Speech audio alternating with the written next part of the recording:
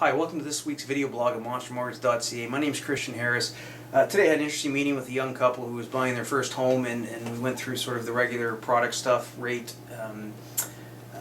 amortization and terms and stuff like that. But when we talked about the amortization, one of the things we looked at was having a 30-year amortization set up for their mortgage, and they noticed the amount of interest they'd be paying over the 30 years, and we kind of morphed into a discussion about prepayment options.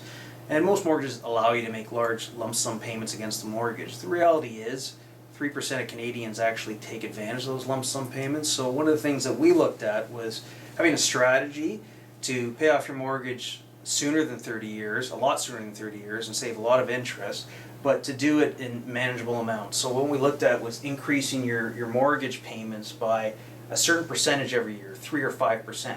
Now in this example, their mortgage was $300,000, and we looked at a 3% increase in their bi-weekly payment, and it equated to less than $20 every 2 weeks. And that, if they just did that for the rest of their mortgage, they would take their 30-year amortization down to roughly 18 years.